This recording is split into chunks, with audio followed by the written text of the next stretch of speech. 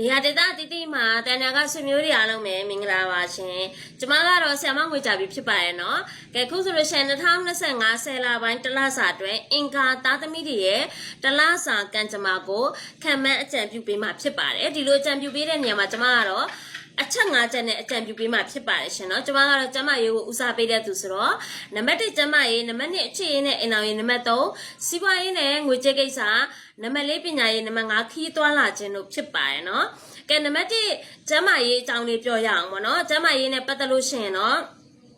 ဘယ်လိုပြောပြရမလဲ။လူကျမ်းမာခန္ဓာကျမ်းမာရေးတဲ့စိတ်ကျမ်းမာရေးပေါ့နော်အင်္ဂါသားသမီးတွေကဒီပေါ်ဆယ်လာပိုင်းမှာနော်ယူကျင်လောက်အောင်ကြုံတွေ့ရမယ်အကြောင်းအရာတွေရှိပါတယ်နော်စိတ်တော့ကရှိတယ်နော်အဲ့စိတ်တော့ကတော့အိမ်အောင်ရေးနဲ့ဆက်နွယ်နေတာပေါ့နော်ဒါကြောင့်မလို့ကျမကြီးကတော့ဒီလိုမျိုးပေါ့နော်ထိကြိုက်တန်ရာဖြစ်တာတို့ဒါ6တောက်ကြိုက်တာပဲ6တောက်နဲ့ပတ်သက်တာရှိတယ်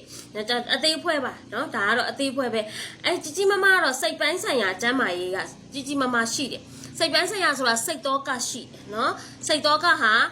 ဒါကကျမ်းမာရေးအခုအခြေရေးနဲ့အိမ်အောင်ရေးကိုပြောမယ်ဆိုလို့ရှိရင်တော့အခြေရေးဟာကံကောင်းတယ်အင်္ဂါသားသမီးတွေဟာဆယ်လပိုင်းမှာအခြေရေးနဲ့ပတ်သက်ပြီးတော့ကံကောင်းမယ်ဖူးစာဘက်တို့မိပေါ်မှာနားလဲပေးနိုင်တဲ့သူကောင်းတဲ့သူမျိုးတွေ့တော်ညာလဲအင်္ဂါသားသမီးတွေဒီဆယ်လပိုင်းမှာအိမ်အောင်ရေးဒီလုံးဝကံမကောင်းပါဘူးเนาะအိမ်အောင်ရေးမှာအိမ်အောင်ရေးနဲ့ပတ်သက်ပြီးတော့အိမ်အောင်ရေးပေါ့เนาะဖြက်လို့ပြက်စီလှုပ်ချင်တဲ့သူဖြက်စီးချင်တဲ့သူဖြက်စီးချင်တဲ့သူမှလေမကောင်းသောနီးတွေနဲ့ကြံပြီးတော့ဖြက်စီးတဲ့သူမျိုးရှိပါတယ်နော်အဲ့ဒါတွေကအခုဆယ်လပိုင်းမှာမဟုတ်ခဲ့ရင်တော့အရင်တော့ဖြစ်ခဲ့ရင်တော့ဆယ်လပိုင်းမှာတော့အရန်သိတာမယ်ရှင်နော်ဒါကြောင့်မို့အိမ်အောင်ရေးနဲ့ပတ်သက်ပြီးအဆင်မပြေတာရှိတတ်တယ်တကယ်လို့အဆင်ပြေနေခဲ့လို့ရှိရင်လည်းအိမ်အောင်ရေးအဆင်ပြေခဲ့နေနဲ့စီးပွားရေးလုံးဝပျက်စီးသွားမယ်နော်အဲ့လိုအခြေအနေမျိုးပြီးတော့ဒီနေရာကနေလုံးဝပြောင်းသွားတော့မယ့်အနေအထားမျိုးအရင်တော့အရန်အဆင်ပြေနေရတဲ့အကျွေးတွေရှိသွားတဲ့အနေအထားမျိုးဒါတဦးတစ်ဖက်ကစနစ်တကျနဲ့လောက်ကြံထားတာအတွင်းထဲဝင်ပြီးတော့နော်ကိုဝင်ထွက်တဲ့ကိုတဲ့ရင်းနှီးတဲ့သူတွေကလောက်ထားတာရှိတယ်ဒါလေးအရန်ဂယူးဆိုင်တော့ဒါလေးကျွန်မအခုဘာလို့တေချာပြောပေးလဲဆိုတော့ဒါအရေးကြီးလို့တေချာပြောပေးတာနော်အင်္ဂါသားသမီးတွေနော်အိမ်အောင်ရင်းနဲ့ပတ်သက်ပြီးတော့မှဒီလိုမလို့သူကနေပြီးတော့ရည်ရွယ်ချက်ရှိရှိနဲ့ဒါမကောင်းသောနည်းနဲ့လုတ်ကိုလုတ်ထားတယ်နော်ဒါကရှိတယ်အဲ့ဒီလူပါမှာနော်ဒါကြောင့်မလို့စိတ်တော့ကကြီးကြီးမားမားရှိတယ်နော်ဟုတ်ပြီဒါကတော့အခြေအနေနဲ့အိမ်အောင်စီးပွားရေးနဲ့ငွေကြေးကိစ္စငွေကြေးကိစ္စဆိုလို့ရှိရင်တော့ဒီဆယ်လပိုင်းမှာအင်္ဂါသားသမီးတွေက artist အလုပ်တွေပေါ့နော်ဒီပေါ့ artist ဖန်တီးခြင်းအလုပ်တွေနော် beauty salon တွေ beauty parlor စသဖြင့်ပေါ့နော်ဒီလိုမျိုးတွေအလှပရေးရနဲ့ပတ်သက်တာပေါ့နော်အလှပရေးရနဲ့ပတ်သက်တာမှာကျွန်တော်တို့အရင်တော့ပြောပါတယ်အလှပရေးရနဲ့ဆိုရင်ကြက်ပြက်နဲ့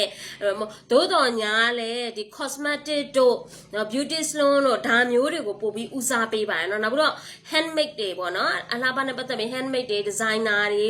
ဒါမျိုးလေးတွေအဲ့လိုဝါသနာပါတဲ့သူတွေအဲ့ဒီလမ်းကြောင်းပေါ်ကိုသွားကျင်တဲ့သူတွေကဆယ်လပိုင်းမှာအကောင့်ထဲပေါ်ပါအကောင့်ထဲပေါ်ရင်ကုညီဖေးမမဲ့သူလည်းပေါ်ပါလိမ့်မယ်နော်ပြီးတော့မိမိကအဲ့ဒီပုံမှာလဲယူသွတ်တယ်ပေါ့နော်ယူသွတ်တဲ့အတွက်ပေါ့နော်မိမိနဲ့လဲ like ဖတ်တယ်လို့ဒီလိုမျိုးနမိတ်လေးရှိတယ်ရှင်နော်အဲ့ဒီလိုမျိုးပေါ့နော်အဲ့ဒီလမ်းကြောင်းပေါ်ရောက်လို့ရှိရင်တော့ကိုကလေတော်လာပေါ့ပပနဲ့ခီးသွားခြင်းနဲ့သူပျော်ပနေခြင်းနဲ့သူလည်းဖြစ်တဲ့အတွက်ကိုနဲ့အင်မတန် like ဖတ်ပြီးတော့မှပေါ့နော်လိုက်ဖက်တယ်ပေါ့နော်customer တွေလည်းတော်တော်လေးရမယ်နမိတ်မျိုးရှိတယ်ရှင်နော်ဒီလိုလုပ်ငန်းနဲ့အင်မတန်လိုက်ဖက်တယ်နော်ဒါကြောင့်မို့စီးပွားရေးနဲ့ငွေကြေးကိစ္စကတော့ဒီလမ်းကြောင်းပေါ်ကိုသွားရင်အဆင်ပြေနိုင်တယ်ရှင်နော်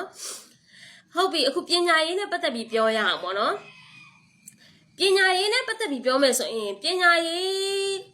အင်္ဂါသားသမီးတွေဟာပညာရေးနဲ့ပတ်သက်ပြီးတော့တနေရာကိုပေါ့နော်ဟိုမှာသင်တန်းသွားတက်မှာစာမေးပွဲတက်ဖြစ်မှာတနေရာကိုသွားမယ်ဆိုရင်တော့အန်တရရှိတယ်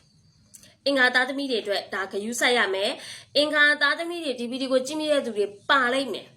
နော်တနေရာကိုခီးသွားဖို့ပညာရေးနဲ့ပတ်သက်ပြီးတော့တခုခုစွန့်စားဖို့ပညာရေးနဲ့ပတ်သက်တယ်ဆိုတာပညာသင်ကြားခြင်းပညာသင်ကြားတဲ့သူကမှပြောတာလည်းမဟုတ်ဘူးပညာသင်ကြားပေးတဲ့ဆရာမသင်တန်းဆရာမဒါမျိုးတွေကိုလည်းပြောတာပါပညာဆိုတာတော့ကြဲ့ပြန့်တယ်နော်ဟိုစာပေပညာတစ်ခုတည်းကိုပြောတာမဟုတ်ဘူးเนาะတခြားသောအတတ်ပညာတွေအတမူဝမ်းကြောင်းပညာတွေပညာဆိုတာအဲ့ဒါမှကျွန်မအကုန်ကျုံးမလားတချို့ကပညာဆိုလို့ရှိရင် စာပေသင်ကြားတာတစ်ခုကိုပဲပညာလို့ထင်တာမဟုတ်ပါဘူးပညာဆိုအားလုံးကိုချုပ်ပြီးပြောတာပေါ့နော်အဲ့လိုပညာသင်ကြားတဲ့တော့တနေရာကိုသွားမှာတော့စွန့်စားပြီးသွားရမယ်အလုပ်တွေမှာအန်တရယ်ရှိတယ်ကိုကိုအန်တရယ်ပေးမဲ့သူရှိတယ်ဒါလေးကိုအထူးဂရုစိုက်ပါနော်ပြောချင်တာနောက်ပြီးတော့ပေါ့နော်ပညာသင်ဖို့ကိုပေါ့နော်အဲ့ပညာသင်ကြားဖို့အတွက်ကိုသွားဖို့အတွက်ပေါ့နော်တနေရာကိုသွားဖို့အတွက်ငွေကြေးရလည်းခက်ခဲနေတယ်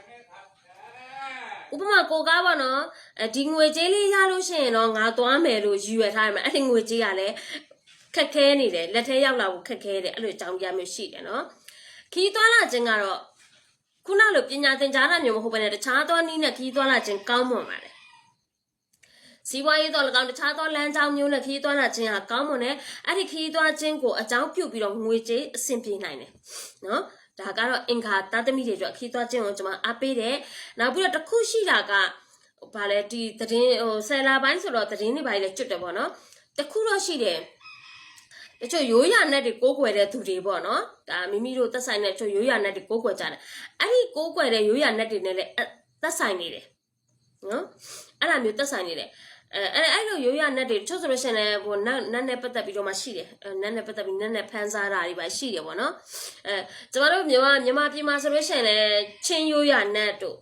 နော်ကရင်ရိုးရာနဲ့တို့တအားဆိုးတယ်နော်ကရင်မှာလည်းခရစ်ယာန်ကရင်ဗုဒ္ဓဘာသာကရင်ဒါမျိုးလည်းရှိတယ်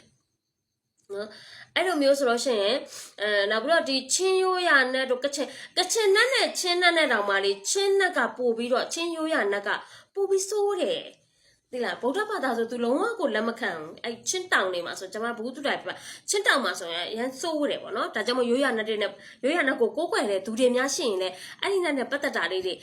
ပေါ့နော်မေးမြန်းပြီးတော့လှုပ်ဆောင်ပါလို့အင်္ဂါသားသမီးတွေကိုနော်ပြောပါတယ်ကဲခုဆိုလို့ရှိရင်တော့2025ဆယ်လပိုင်းတလစာအတွက်အင်္ဂါသားသမီးတွေရဲ့တလစာကံကြမ္မာကိုခံမှန်းအကြံပြုခြင်းကိုဒီမှာနဲ့အဆုံးသတ်လိုက်ပါပြီရှင်နော်နေရာဒေသအသီးသီးမှာတန်ညာကဆွေမျိုးတွေအားလုံးပဲစိတ်ချမ်းသာခန္ဓာကြီးကျမ်းမှာတောခအပူမီတွေကင်းဝေးပြီးတော့ကောင်းသောလူရာဆန္ဒတွေပြေဝကြစေဖို့ဆုတောင်းမေတ္တာပို့တာပေးလိုက်ပါတယ်ရှင်